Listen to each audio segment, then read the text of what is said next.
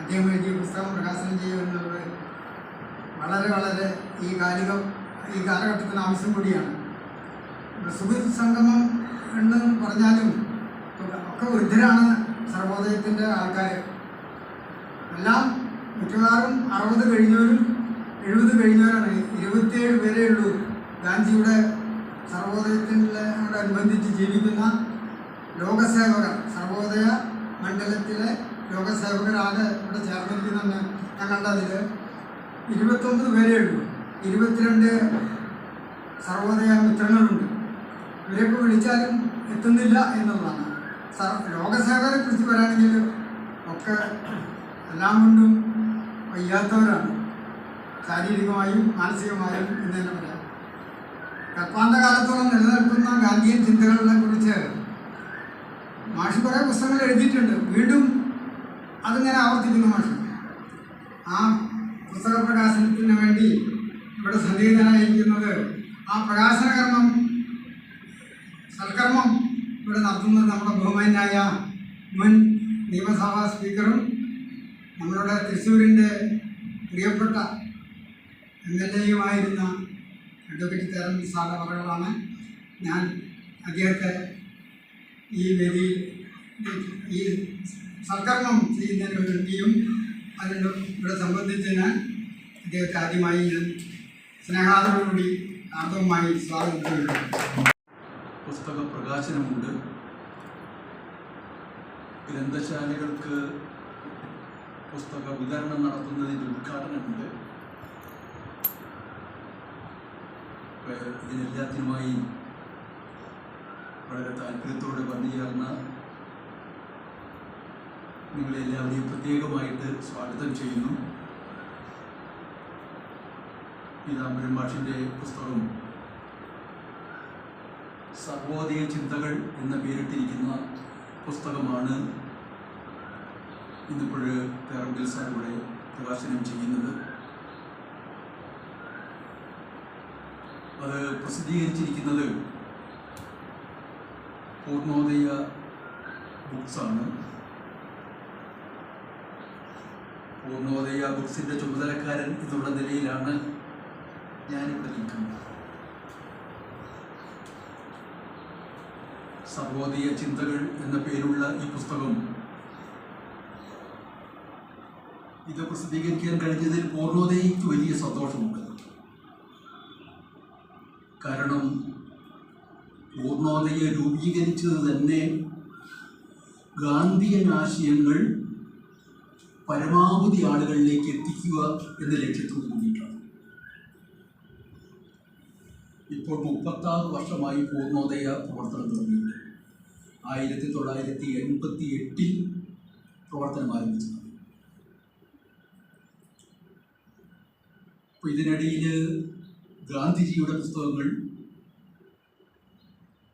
ഗാന്ധിജിയെക്കുറിച്ച് എഴുതിയ പുസ്തകങ്ങൾ,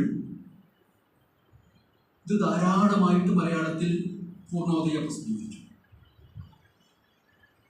കൂടാതെ പൂർണ്ണോദയ എന്നുള്ള പേരിൽ ഒരു മാസികയും ഭംഗിയായിട്ട് കൊണ്ടുനടന്നു.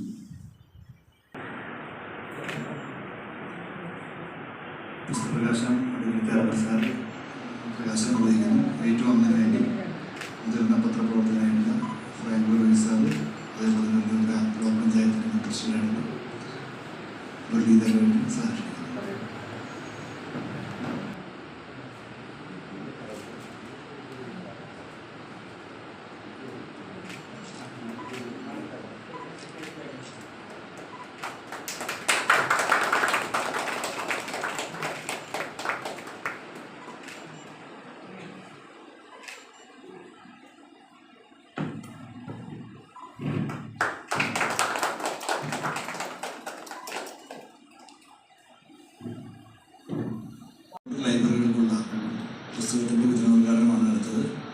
പുസ്തകം ഏറ്റുവന്നതിന് വേണ്ടി എരമംഗലം ഗ്രാമീണ വായനശാലയുടെ പ്രസിഡന്റായിട്ടുള്ള ടി ആർ വിജയേട്ടനെ സാധനം ക്ഷണിക്കുന്നു.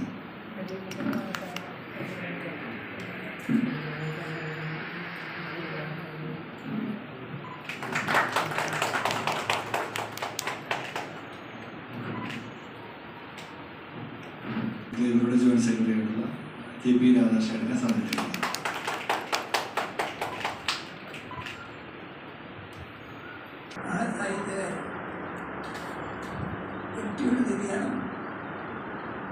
ഭാരതത്തെ സാമ്പത്തിക രംഗത്ത് കരുത്ത ശക്തിയാക്കി മാറ്റിയ ഡോക്ടർ മൻമോഹൻ സിംഗിൻ്റെ നിര്യാണം തുടങ്ങി നിരവധി വേദന നിറഞ്ഞ കയ്പ് നിറഞ്ഞ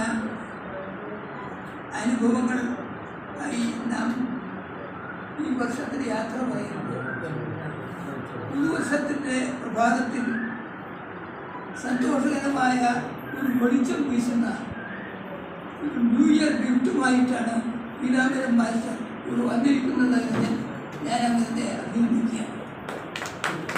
സംഘർഷപൂരിതമായ ഈ ലോകത്തിൽ എല്ലാ കുഴപ്പങ്ങൾക്കുമുള്ള പ്രത്യൗഷധം ഒറ്റമൂലിക ഗാന്ധിജിയാണ് എന്നാണ് ലോകമെമ്പാടും പറയുന്നത്. പക്ഷെ ഗാന്ധിജിക്ക് ജന്മം കൊടുത്ത നാട്ടിൽ അത് അംഗീകരിക്കുന്നില്ല എന്ന് മാത്രമല്ല, അതിനെ തിരസ്കരിക്കാനും നമസ്കരിക്കാനും ആസൂത്രിതമായ ശ്രമം നടക്കുന്നു എന്നതാണ് വർത്തമാന കാലഘട്ടത്തിലെ ഏറ്റവും വലിയ വെല്ലുവിളി എന്നതാണ് എൻ്റെ അഭിപ്രായം. കാരണങ്ങൾ പലതുണ്ട്, ഞാനതിന് വിശദാംശങ്ങളിലേക്ക് പോകുന്നില്ല. പൂർണ്ണ പബ്ലിക്കേഷൻസ് നമ്മുടെ മലയാള ഭാഷയിൽ ഗാന്ധിയൻ സാഹിത്യത്തിൻ്റെ സ്വാധീനം വർദ്ധിപ്പിക്കാനും പുതിയ തലമുറയിൽ ഗാന്ധിയെ പരിചയപ്പെടുത്താനും ചെയ്യുന്ന വലിയ പ്രവർത്തനങ്ങളെപ്പറ്റി മാനേജിംഗ് ഡയറക്ടർ അധ്യക്ഷൻ പറഞ്ഞു. ഞാൻ ആ പൂർണ്ണ അതിൻ്റെ ചുമതലക്കാരെ പ്രത്യേകം അഭിനന്ദിക്കുകയാണ്. ഒട്ടത്തെ അന്ധകാരത്തെ വഴി പറയാതെ ചെറിയൊരു ഒട്ടമെങ്കിലും കൊളുത്താൻ നമുക്ക് കഴിഞ്ഞാൽ അതാണ് ഏറ്റവും വലിയ കാര്യം. അതെങ്കിലും ചെയ്തു എന്ന ആത്മസംതൃപ്തി പൂർണ്ണയ്ക്ക് തീർച്ചയായും അഭിമാനകരമായ നേട്ടമാണ് എന്ന് പറയാതിരിക്കാൻ വയ്യ. ഏതായാലും പുസ്തക ശേഖരത്തിൽ അർത്ഥവത്തായ പുസ്തകം കൂടി ഇത് ചെയ്യുകയാണ്. പക്ഷേ സർവോദയത്തിൻ്റെ ആത്മാവിനെ നമ്മൾ വിസ്മരിക്കുന്നു എന്നതാണ് ഏറ്റവും വലിയ കാര്യം. പല പല കാരണങ്ങൾ കൊണ്ട്, ചരിത്രപരമായ കാരണങ്ങളുണ്ട്, വലുതുണ്ട്. ജനാധിപത്യം സാർത്ഥകമാകണമെങ്കിൽ സർവരുടെയും ഉദയം ആവശ്യമാണ്. രണ്ട് സിദ്ധാന്തങ്ങളാണ്. വ്യക്തിയുടെ ഗുണം. പണ്ടൊക്കെ ആദ്യത്തെ തെരഞ്ഞെടുപ്പിലൊക്കെ ആളുകളുടെ പ്രതീക്ഷ തിരഞ്ഞെടുപ്പ് വന്നാൽ നമ്മുടെ നാടിനെന്ത് ഗുണമുണ്ട് എന്നതാണ്, നമ്മുടെ രാജ്യത്തിന് എന്ത് ഗുണമുള്ളതാണ്. കുറച്ച് കഴിഞ്ഞപ്പോൾ നമ്മുടെ യുവജനങ്ങൾക്ക് എന്ത് ഗുണമുണ്ടെന്നുണ്ട്. കുറെ കൂടി കഴിഞ്ഞപ്പോൾ നമ്മുടെ പാർട്ടിക്കാർക്ക് എന്ത് ഗുണമുണ്ടെന്ന് നോക്കി. അവസാനം നമുക്ക് എന്ത് ഗുണമുണ്ട് എന്ന നിലയ്ക്ക് അവർ വികസനത്തിലേക്ക് ചുരുങ്ങി ലോകം മുഴുവൻ ഞാൻ മാത്രം എന്ന ഒരു പുതിയ സിദ്ധാന്തത്തിലേക്ക് വന്നിരിക്കുകയാണ്. പരിചയപ്പെടുത്തുക എന്നത് എന്നെപ്പോലെ ഒരു സാധാരണ മനുഷ്യനെ സംബന്ധിച്ച് അത്ര ഔചിത്യപൂർണമല്ല എന്ന് എനിക്ക് തോന്നുന്നു. വേദിയിലും സദസ്സിലൊക്കെ ഇരിക്കുന്ന ഗുരുജനങ്ങൾ ഒരുപക്ഷെ കുറച്ച് ചെറുപ്പക്കാരെ എന്നേക്കാൾ ജീവിതത്തിൽ ഗാന്ധിയെ അറിയുകയും ഗാന്ധിയെ തൊടുകയും ഗാന്ധിയെ ജീവിതം അനുവർത്തിക്കുകയും ചെയ്തിട്ടുള്ള ആളുകളാണ്. എങ്കിലും പീതാംബരൻ മാസ്റ്റർ എന്നോട് പറഞ്ഞപ്പോൾ, ഈ പുസ്തകം പരിചയപ്പെടുത്തണമെന്ന് പറഞ്ഞപ്പോൾ ഞാൻ പറ്റില്ല എന്നാണ് പറഞ്ഞത്. കാരണം അത് എൻ്റെ ഒരു ശാരീരിക പ്രശ്നമാണ്. എങ്കിലും സ്നേഹം ഗാന്ധിജിയുടെ ജീവിത പ്രയോഗം, അഹിംസയുടെ പ്രയോഗമാണ്. ആ സ്നേഹമാണ് ബുദ്ധിമുട്ടുണ്ടെങ്കിലും ഈ പുസ്തകത്തെ പറ്റി കുറച്ച് പറയാമെന്ന് വിചാരിച്ചു. ഈ പുസ്തകത്തിൻ്റെ 2 തലങ്ങളെ പറ്റി പ്രിയപ്പെട്ട അധ്യക്ഷനും അതുപോലെ തന്നെ പ്രിയപ്പെട്ട ധരമിൽ സാറും എൻ്റെ കർത്തവ്യത്തെ ലഘൂകരിച്ച് തന്നിട്ടുണ്ട്. പങ്കെടുക്കാൻ, അത് കാണാൻ, അതിൽ സന്തോഷിക്കാനായിട്ടാണ് ഞാൻ പോകുന്നത്. പക്ഷേ പുസ്തകം ഏറ്റുവാങ്ങാനായിട്ട് എൻ്റെ പ്രിയപ്പെട്ട മുരളിയേട്ടനോടൊപ്പം പുസ്തകം ഏറ്റുവാങ്ങാനായിട്ട് എന്നെ കൂടി ഈ ഇതിൻ്റെ സംഘാടകരും എൻ്റെ പ്രിയപ്പെട്ട സുഹൃത്ത് പീതാംബരനും തിരഞ്ഞെടുത്ത് ഒരു വലിയ സന്തോഷമുള്ള കാര്യമാണ്. ഞാനത് വലിയ ഭാഗ്യമായിട്ട് ഞാനതിനെ കാണുന്നു. പീതാംബരനെ കുറിച്ച് മാത്രം 2 വാക്ക് മാത്രം പറഞ്ഞുകൊണ്ട് ഞാൻ നിർത്തുകയാണ്. പീതാംബരൻ കോളേജിൽ പഠിക്കുമ്പോൾ, ഡിഗ്രിക്ക് പഠിക്കുമ്പോൾ ഒക്കെ അപ്പോഴും വളരെ ചെറുപ്പകാലത്ത് അപ്പോഴും ഇതിനേക്കാൾ ലളിതമായ കതർധാരിയായ ഒരു പീതാംബരനായിരുന്നു. അന്നും ഗാന്ധിയനായിരുന്നു, അന്നും സർവോദയ ചിന്തകളായിരുന്നു, അന്നും എല്ലാവരോടും പെരുമാറുന്നതിൽ പുഞ്ചിരിച്ചുകൊണ്ട് സ്നേഹത്തോടെ വളരെ എളിമയോടെ ആ പെരുമാറുന്ന പീതാംബരൻ. ആ പീതാംബരനെ ഒരിക്കലും പരിചയപ്പെട്ടാൽ ഒരാളും ഒരിക്കലും മറക്കില്ല. അതാണ് പീതാംബരൻ. അതിൻ്റെ ഒരു ചൈതന്യം ഇപ്പോഴും അദ്ദേഹത്തിൻ്റെ മുഖത്ത്, അദ്ദേഹത്തിൻ്റെ പ്രവർത്തനങ്ങളിൽ, അദ്ദേഹത്തിൻ്റെ കർമ്മമണ്ഡലങ്ങളിൽ എല്ലാം ഉണ്ടായിട്ടുണ്ട്. അതുകൊണ്ടൊക്കെ തന്നെയാണ് അദ്ദേഹത്തിന് ദേശീയ പുരസ്കാരമെല്ലാം ലഭിച്ചതെന്ന് ഞാൻ കരുതുന്നു. ഞാനൊക്കെ എന്താ പറയുക, ഒരു കപട ലോകത്തിലൂടെ കടന്നു പോകുന്ന ആളാണ്. കപടമായ രീതിയിൽ കുറേ മുഖത്ത് പെയിൻ്റ് അടിച്ചും തലയിൽ പെയിൻ്റ് അടിച്ചും ഒക്കെ ഇങ്ങനെ ആളുകളെ പറ്റിക്കാനായിട്ട് നടക്കുന്ന ഒരു ഏർപ്പാടായിട്ട് നടക്കുന്ന ഒരാളായതുകൊണ്ട് ഇയാൾ സഹപാഠിയാണോ എന്ന് പോലും ചിലപ്പോൾ സംശയിച്ചു.